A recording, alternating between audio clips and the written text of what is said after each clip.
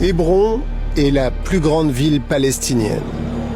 Enfin, presque palestinienne. De ce côté-ci, c'est la zone sous contrôle de l'autorité palestinienne. Des embouteillages, de la couleur, pas de doute, on est bien dans une rue arabe. Mais en travers de l'une des rues, il y a une guérite. La traversée, c'est pénétrer un univers parallèle. Les Palestiniens l'appellent la ville fantôme. Les magasins ont été fermés sur ordre des militaires israéliens. La rue a l'air vide, elle ne l'est pas. Ici habite un groupe de colons juifs, protégés par une garnison. Il y a aussi quelques Palestiniens qui s'accrochent à leur maison. Nous venons de rentrer en territoire israélien. Les Palestiniens qui ont choisi de rester dans la rue des colons n'ont pas la vie facile. Se déplacer, faire ses courses, tout est un problème. Rester est un combat. Issa habite ici. C'est un militant connu des soldats et des colons pour son insolence hors du commun. Issa ne respecte pas les règles de l'occupation.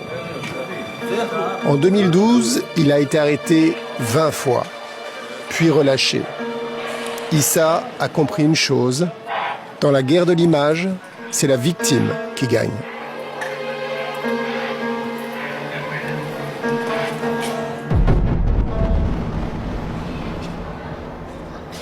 Let me show you. So the line is here. I am allowed to be. Ici, j'ai le droit de marcher. Mais là, c'est la limite. Là, je n'ai pas le droit. Je peux être arrêté. La dernière fois, j'ai été arrêté parce que j'étais à 5 mètres d'ici. J'étais là-bas. Tout ça, c'est pour le confort des colons.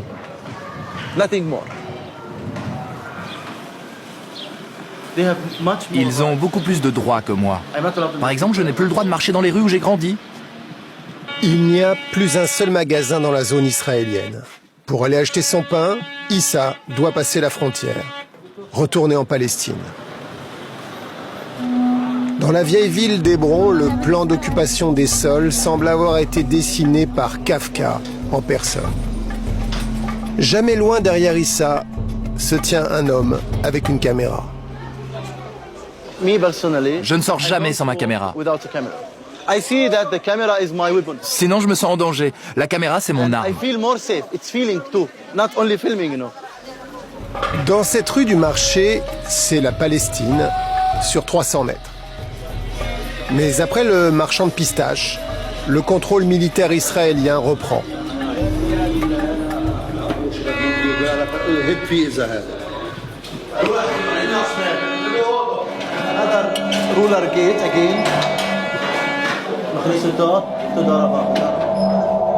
اوكي تدرى ربا تعسي توفا لانشي ما يعفرين مبو تعسي توفا لهم انه بخلص التام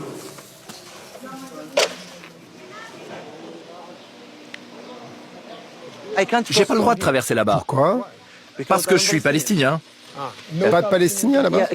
Sauf ceux qui vivent ici. Après une nouvelle barrière au bout de la rue, c'est la fin de la zone réservée aux musulmans. Avant de nous laisser passer, le soldat veut connaître notre religion. Issa va lui compliquer la tâche. Pourquoi veux-tu passer? On va aller en face, voir mon ami, filmer. Ils sont musulmans, ces deux-là? Non, non. Ils sont quoi alors? Ils ne croient pas en Dieu. Pas de Dieu? Non, non. Bon, passez. Soudain, le soldat se ravise. C'est moi que vous appelez? Donnez-moi vos papiers. Allez, attendez là-bas.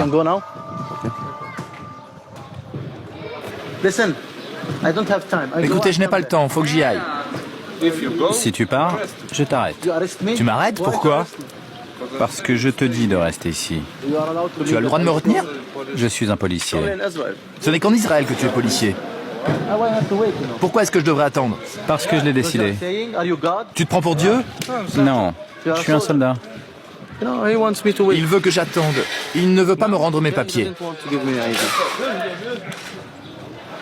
Ok, rends-moi mes papiers. Franchement, j'ai pas le temps. Ou alors vérifie mon identité. Vas-y, appelle. Ça prend 2 minutes. It takes 2 minutes, you know. It takes only 2 minutes, you know.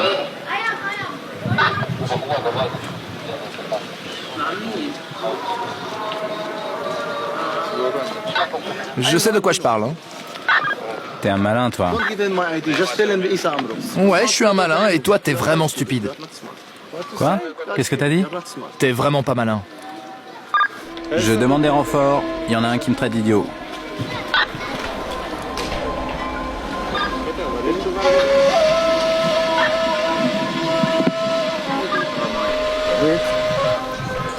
Tu es arrêté pour abus verbal envers un policier. Et on va t'apprendre.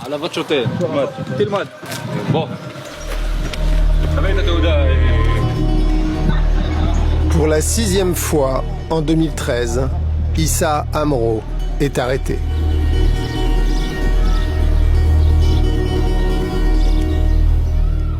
Issa a été libéré dans la nuit. Nous le retrouvons le lendemain matin, côté palestinien. C'était évident qu'il me détenait pour me montrer qui était le patron. Vous auriez pu aussi vous taire, c'était une possibilité. Je ne me tais pas. Je veux continuer à me regarder dans une glace, à ne pas avoir honte. Sinon j'exploserais. Je me sentirais moins que rien. Je ne veux pas me sentir comme ça. Vous n'avez jamais été tenté de prendre les armes? Jamais je n'ai touché à une arme. Ma seule arme, c'est ma caméra. C'est plus fort. Voilà notre première découverte. Une nouvelle génération de militants palestiniens qui préfèrent la guerre de l'image à la stratégie du martyr. L'idée est née à Hébron, à moins de 100 mètres d'ici, dans ce qu'on appelle la maison cage. La maison cage est habitée par la famille Abou Aïcha. Elle vit derrière des grilles, juste en face de la colonie israélienne.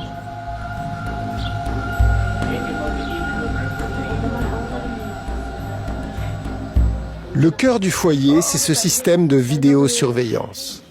Ils y enregistrent les incidents avec leurs voisins. Aujourd'hui, il ne s'est encore rien passé, alors ils nous montrent les images d'hier.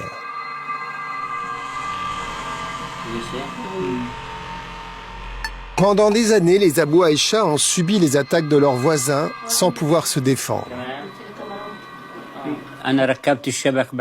Pourquoi j'ai mis du grillage?